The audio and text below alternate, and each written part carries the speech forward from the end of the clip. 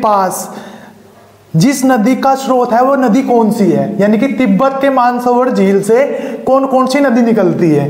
तो देखो तिब्बत के मानसरोवर झील से हमारी एक तो सिंधु नदी निकलती है। कौन सी नदी निकलती है, आपको मैंने बताया था, एक तो सिंधु नदी निकलती है, एक सतलज नदी निकलती है और एक निकलती है हमारी ब्रह्मपुत्र नदी।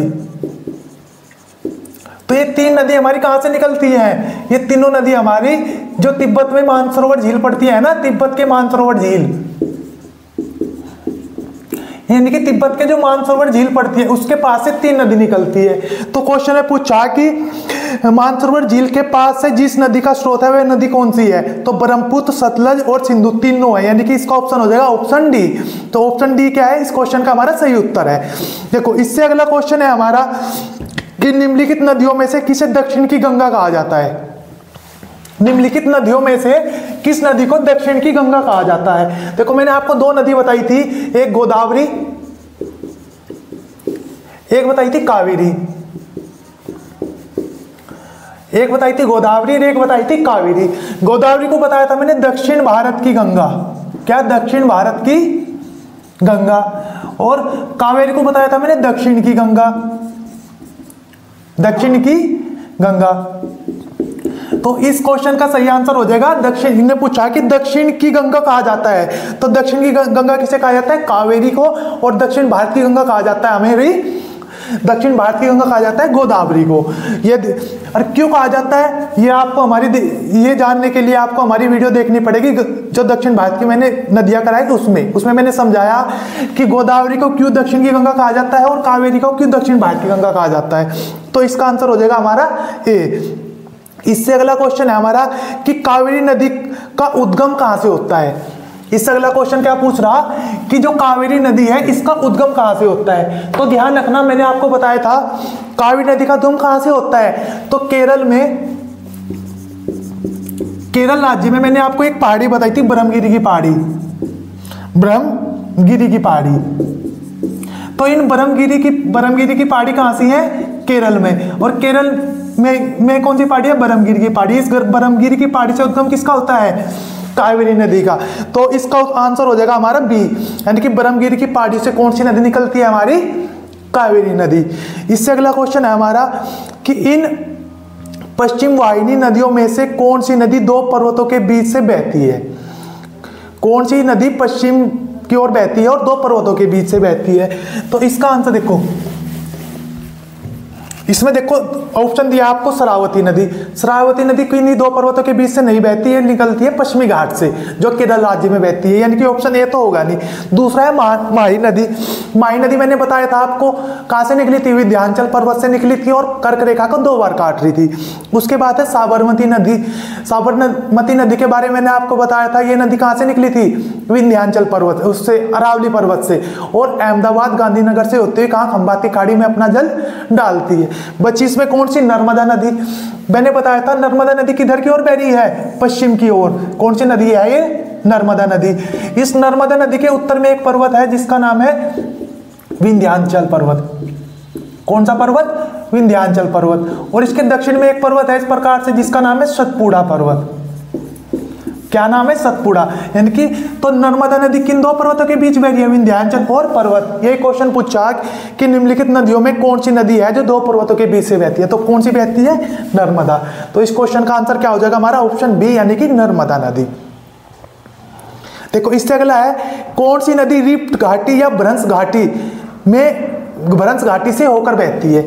तो देखो मैंने बताया ना, जब कोई नदी दो घाटियों के बीच से बहती है तो वो क्या करती है, भ्रंश घाटी या रिफ्ट घाटी का क्या करती है, निर्माण करती है। और मैंने आपको बताया था भारत की ऐसी 3 नदियां हैं, भारत की ऐसी कितनी नदियां हैं, 3 नदियां हैं जो किसका निर्माण करती है, भ्रंश घाटी का निर्माण करती है। तो वे नदियां हैं, एक तो नर्मदा नदी है, एक ताप्ती नदी है, एक दामोदर नदी है। तो नर्मदा, ताप्ती और दामोदर, ये 3 नदी में है जो भ्रंश घाटी या रिफ्ट घाटी का क्या करती है, निर्माण करती है। तो उसमें से ऑप्शन दिख रहा है हमें, ऑप्शन दिया है नर्मदा, गंगा, ब्रह्मपुत्र, कृष्णा। तो भ्रंश घाटी का निर्माण करती है। उन तीन में से एक ऑप्शन दे रखा नर्मदा, तो इसका आंसर क्या हो जाएगा हमारा नर्मदा नदी, यानी कि ऑप्शन ए इसका क्या हो जाएगा सही आंसर हो जाएगा। इससे अगला क्वेश्चन है, भारत की निम्नलिखित नदियों में कौन सी नदी पश्चिमी घाट से नहीं निकलती? भारत की निम्नलिखित नदियों में से कौन सी नदी पश्चिमी घाट से नहीं निकलती? तो कोई ये क्वेश्चन है, इसमें दे रखा है चार ऑप्शन, कौन कौन से? एक तो दे रखा है इसमें गोदावरी, एक गोदावरी दे रखा है, दूसरा दे रखा है ताप्ती, तीसरा ऑप्शन दे रखा कावेरी, चौथा ऑप्शन दे रखा कमाब नदी। तो देखो गोदावरी भी हमारी कहां से निकलती है? महाराष्ट्र।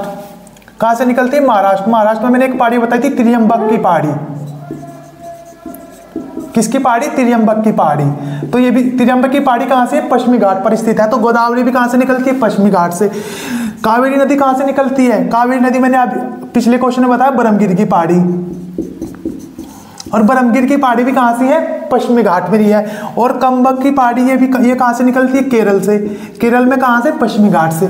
जो ताप्ती नदी है ये निकलती है हमारी बैतूल के पठार से। किस पठार से? बैतूल के पठार से। तो बैतूल का पठार कहाँ है? मध्य प्रदेश। तो जो ताप्ती है ये कहां से निकलती? पश्चिमी घाट से नहीं निकलती। तो इस क्वेश्चन का आंसर हो जाएगा हमारा ताप्ती नदी। मैंने अपनी जो लेक्चर लिया था, जो नदियों से संबंधित क्लास ली थी, उसमें मैंने सारा क्लियर कर रखा कि कौन सी नदी पश्चिमी घाट से, कौन सी पूर्वी घाट से, कौन सी मैदानी भाग से निकलती है, कौन सी हिमालय की नदी है, सारा बता रखा। ये तो क्वेश्चन आंसर की शीट है जो क्वेश्चन बनते हैं एग्जाम में। इससे अगला क्वेश्चन है, पूछ रहा है कि नर्मदा नदी किन दो पर्वतों के बीच स्थित है? नर्मदा नदी किन दो पर्वतों के बीच से क्या होती है? बहती है। तो मैंने भी आपको बताया कि नर्मदा नदी किन दो पर्वतों के बीच से बहती है? एक तो रहा विंध्याचल, कौन सा पर्वत? विंध्याचल पर्वत। दूसरा हो गया सतपुड़ा पर्वत। तो इनके बीच से बह रही है कौन सी नदी? नर्मदा। तो नर्मदा नदी किन दो पर्वतों के बीच से बहती है? हमारी विंध्याचल और सतपुड़ा पर्वत के बीच से बहती है हमारी नर्मदा नदी। देखो इससे अगला क्वेश्चन है, अच्छा क्वेश्चन है, 2021 में आया हुआ आईएएस का क्वेश्चन है कि सिंधु नदी प्रणाली के संदर्भ में, सिंधु नदी तंत्र के संबंध में निम्नलिखित चार नदियों में से किसी एक नदी में मिलती है। जो सिंधु नदी से मिलती है और निम्नलिखित में से एक नदी है जो सीधी सिंधु नदी में मिलती है। यानी कि क्वेश्चन बोल रहा है कि जो सिंधु नदी की सहायक नदी है वो कौन सी सिंधु की सहायक नदी है जो डायरेक्ट सिंधु में अपना जल डालती है। तो मैंने आपको जब मैंने आपको पढ़ाया था सिंधु नदी तंत्र, तो मैंने आपको बताया था इस प्रकार से, एक नदी थी सिंधु जो कहां से निकलती? मानसरोवर झील के पास से निकलती थी और अरब सागर में अपना जल डालती थी। फिर इसकी एक सहायक नदी थी झेलम। झेलम नदी इस प्रकार से बहती भारत पाकिस्तान के बाउंड्री पे और चिनाव नदी में अपना जल डालती थी। फिर यहाँ से एक नदी निकलती थी चंद्र और एक भागा, दोनों मिलती थी, एक नदी बनती थी चिनाव नदी, जो इस प्रकार से बहती हुई कहाँ जाती थी? पाकिस्तान में। और जो झेलम नदी अपना जल किस में डालती थी? चिनाव नदी में। ये सिंधु, ये झेलम, ये चिनाव। फिर निकलती थी व्यास नदी जो इस प्रकार से बहती किस नदी में अपना जल डालती थी? चिनाव नदी में। फिर एक नदी थी इस मानसरोवर झील के पास से निकलती थी सतलज नदी, जो जाके क्या करती थी? अपना जल डालती थी किसमें? सिंधु नदी में। और चिनाव नदी अपना जल किस नदी को देती थी? सतलज को। ये कौन सी होगी? सतलज नदी। और एक नदी थी व्यास नदी, इस प्रकार से।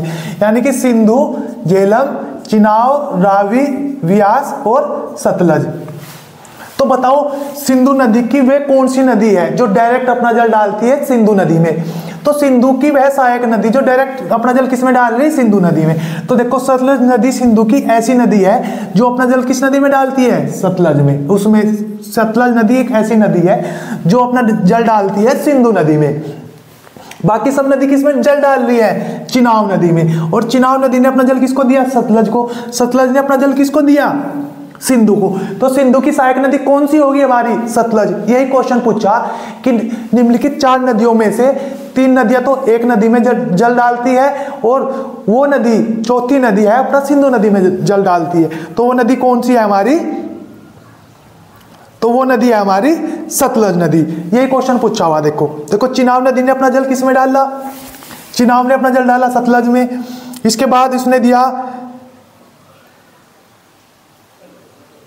उसने दिया आपको, रावी ने भी अपना जल किसमें डाला, इसमें डाला इसमें चिनाब नदी में रावी ने। और उसके बाद झेलम ने भी अपना जल किसमें डाला, चिनाब में। और चिनाब ने किसने डाल दिया, सतलज। और सतलज ने किसको दे दिया, सिंधु को। तो इस क्वेश्चन का आंसर हो जाएगा हमारा सतलज नदी। ठीक है। इसके बाद अगला क्वेश्चन है, भारत का दूसरा सबसे बड़ा नदी बेसन कौन सा है, या भारत की दूसरी सबसे बड़ी नदी तंत्र कौन सा है। तो भारत की दूसरी सबसे बड़ी नदी तंत्र कौन सा है, तो भारत का सबसे बड़ा नदी तंत्र तो है गंगा नदी तंत्र, और दूसरा है गोदावरी नदी तंत्र। दूसरा कौन सा है, गोदावरी। कौन सा है, गोदावरी नदी तंत्र। ये क्या है, दूसरा है भारत का। तो गोदावरी क्या है, भारत का दूसरा सबसे बड़ा नदी तंत्र है। तो इसका आंसर क्या हो जाएगा हमारा, आंसर सी क्या है, गोदावरी नदी तंत्र। इससे अगला क्वेश्चन है, भारत में चंद्र और भागा नदियां किस क्षेत्र में बहती है। चंद्र और भागा दो नदी है ना। देखो, एक नदी है चंद्र और एक है भागा, जो आके मिलती है बारालाचा दर्रा पे। कहां मिलती है, बारालाचा दर्रा पर। और बारालाचा दर्रा कहां से है, हिमाचल में। कौन सी नदी है, चंद्र और भागा। जब दोनों मिलती है तो एक नदी बनती है यहां से, जिसका नाम है चिनाब नदी। तो ये मिलती है स्पीति में, स्पीति। तो जो हिमाचल प्रदेश में लाहौल स्पीति है ना, तो उसमें जो स्पीति घाटी है, उस घाटी में आके मिलती है हमारी चंद्र और भागा। तो उसका आंसर हो जाएगा हमारा आंसर ए। इससे अगला क्वेश्चन है, प्रायद्वीप भारत की सबसे लंबी नदी कौन सी है। प्रायद्वीप भारत की सबसे लंबी नदी कौन सी है, तो प्रायद्वीप भारत की सबसे लंबी नदी है गोदावरी। मैंने बताया था ना आपको, प्रायद्वीप भारत की सबसे लंबी नदी कौन सी है, गोदावरी, जिसकी लंबाई है 1465, यानी कि 1465 किलोमीटर। ये क्या है, दक्षिण भारत की सबसे लंबी नदी है। कौन सी, गोदावरी। और गोदावरी नदी निकलती कहां से है, ये भी पूछा हुआ है। तो निकलती कहां से है, नासिक के पास एक पहाड़ी पड़ती है, त्रियंबक की पहाड़ी। कौन सी पहाड़ी, त्रियंबक की पहाड़ी। इस त्रियंबक की पहाड़ी से कौन सी नदी निकलती है, गोदावरी, जो कहां से, नासिक से, जो इसकी लंबाई कितनी है, 1465। और गोदावरी को ही कहते हैं हम दक्षिण भारत की गंगा, दक्षिण भारत की गंगा। तो दक्षिण भारत की गंगा किसे कहते हैं हम, गोदावरी नदी को। इसके बाद इसने पूछा अगला क्वेश्चन, देखो अच्छा क्वेश्चन है, तेल नदी किसकी सहायक नदी है। तेल नदी किसकी सहायक नदी है। देखो अच्छा क्वेश्चन है, बहुत बार पूछा हुआ है। देखो आपको लग रहा था ना जब मैं पढ़ा रहा था, सर पता नहीं क्या क्या पढ़ा रहे हैं, सारे वही क्वेश्चन है जो मैंने आपको पढ़ाए।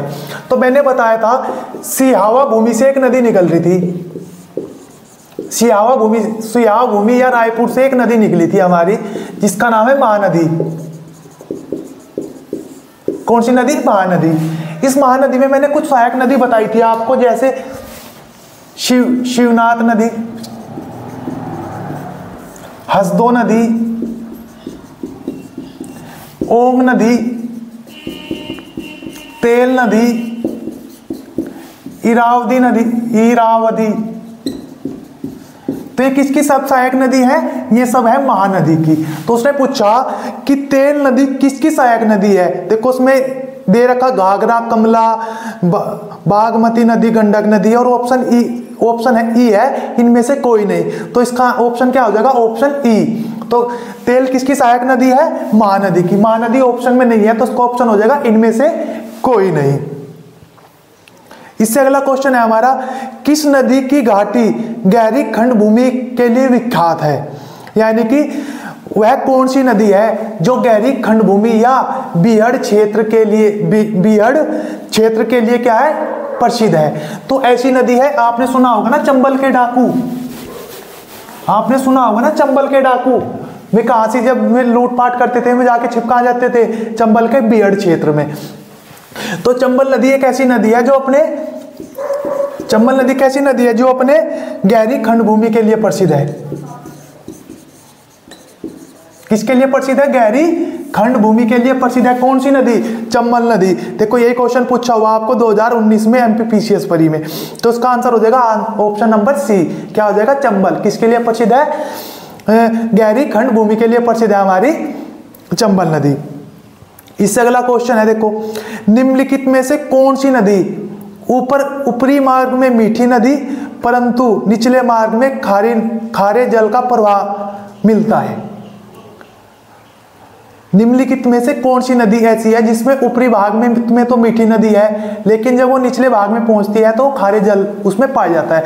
यानी कि भारत की ऐसी कौन सी नदी है जिसमें मीठे और खारे पानी खारे और मीठे दोनों प्रकार का जल पाया जाता है।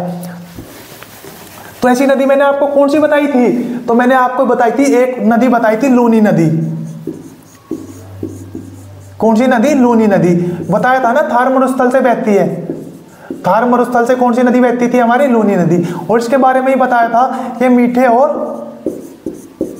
खारे पानी की नदी है, मीठे और खारे पानी की नदी है, और खंबात की खाड़ी में है, वो उसमें कच्छ के रण में क्या अपना जल डालती है।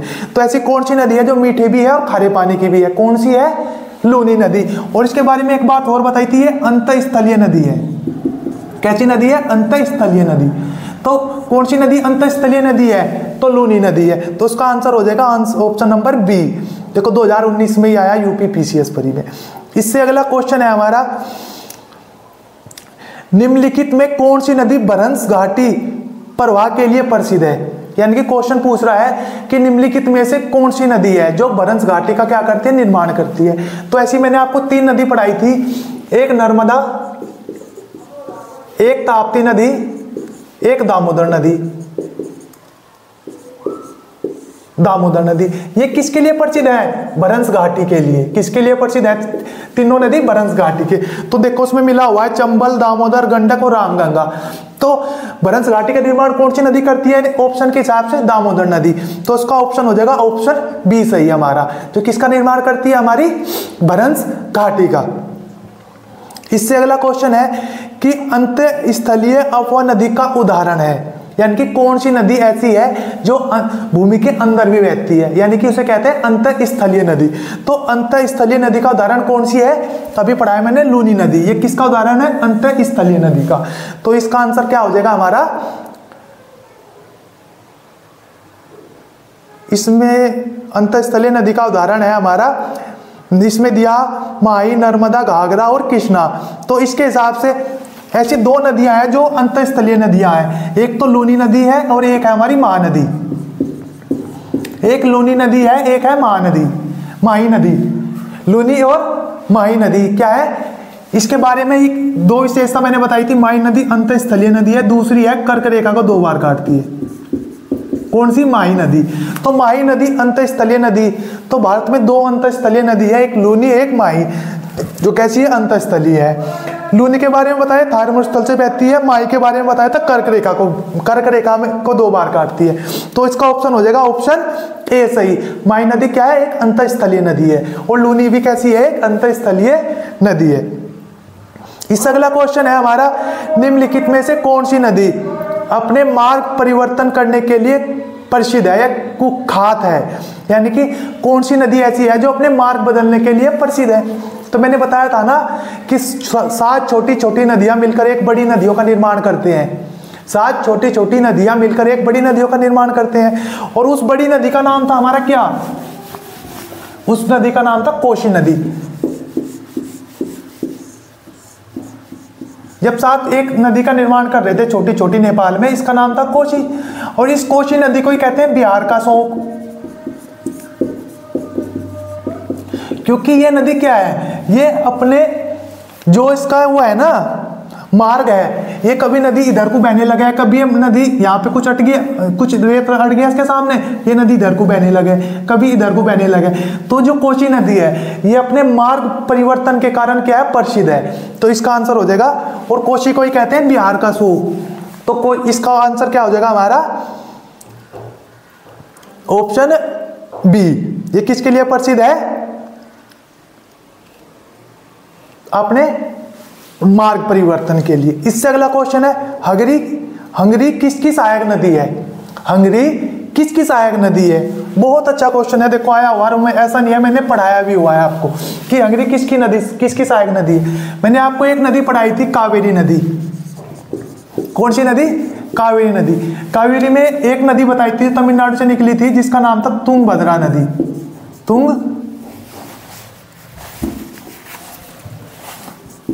तुंगभद्रा नदी। और तुंगभद्रा में एक नदी आके मिली थी हमारी, कौन सी है? हंगरी नदी। तो हंगरी किसकी सहायक नदी है? तो देखो उसमें दिया हुआ है हंगरी हमारा भीमा, कृष्णा, गोदावरी या तुंगभद्रा। तो हंगरी किसकी सहायक नदी है? तुंगभद्रा की सहायक नदी कौन सी है? हंगरी। तो इसका आंसर हो जाएगा बी। बहुत अच्छा क्वेश्चन है ये भी। देखो इससे अगला क्वेश्चन है कि सूची 1 को सूची 2 से सम्मिलित कीजिए। सूची 1 को सूची 2 से सम्मिलित कीजिए। इसमें दिया हुआ है हमारा कि गंगा, कावेरी, गंगा, कृष्णा। देखो इसमें दिया हुआ है गंगा, गोदावरी, कृष्णा, यमुना। देखो मंजीरा किसकी सहायक नदी थी? मैंने आपको बताया था ना, एक नदी बताई थी मंजीरा, जो गोदावरी की सबसे लंबी सहायक नदी थी। तो मंजीरा किसकी सहायक नदी थी? तो मंजीरा थी गोदावरी की। ठीक है। इसके बाद सोन नदी किसकी सहायक नदी थी? सोन थी गंगा की। सोन किसकी सहायक नदी पढ़ाई थी मैंने आपको? गंगा की। उसके बाद बची हमारी केन। केन किसकी सहायक नदी थी? केन थी यमुना की। चंबल, बेतवा, केन, 3 नदी थी ना जो यमुना में आके मिली थी, चंबल, बेतवा और केन। तो केन किसकी सहायक नदी थी? हमारी यमुना की। और बची भीमा। भीमा किसकी सहायक नदी है? भीमा है कृष्णा की सहायक नदी। तो देखो गंगा की सहायक नदी है सोन, गोदावरी की है मंजीरा, कृष्णा की है भीमा, यमुना की है केन। तो इसके हिसाब से देख लो कौन सा ऑप्शन जाएगा। गंगा की है हमारी सोन नदी, यानी कि पहले का चौथा, और गोदावरी की है मंजीरा, यानी कि दूसरे का तीसरा, यानी कि ऑप्शन नंबर जो डी है वो क्या है हमारा? सही है। यानी कि इसका ऑप्शन हमारा कौन सा सही है? डी है। तो ये थे हमारे नदियों से संबंधित 30 महत्वपूर्ण प्रश्न जो हमारे एग्जाम में घूमते हैं। और आपकी समझ में भी आया होगा कि जो मैंने आपको नदियां पढ़ाई थी वो मैंने किस लेवल से आपको नदियां पढ़ाई थी। एक भी क्वेश्चन ऐसा नहीं था जो मैंने अपनी क्लास में कवर ना कराया हो, और एक भी क्वेश्चन ऐसा नहीं था जो एग्जाम में आया ना हो। सारे क्वेश्चन एग्जाम में आए हुए थे, और सारे के सारे क्या मैंने आपको अपनी क्लास में कवर करा रखे। आप भी कोई किसी भी प्रकाशन का प्रैक्टिस सेट लेना और लगाना, फिर बताना कि क्वेश्चन आप पे आ रहा है या नहीं आ रहा है, क्योंकि एक भी क्वेश्चन ऐसा नहीं है जो आपसे स्लिप होगा। सारे के सारे क्वेश्चन क्या करोगे आप? अच्छे से कवर करोगे। तो आपको आज का सेशन कैसा लगा बताना, लाइक करना, शेयर करना और वीडियो को सब्सक्राइब करना। धन्यवाद।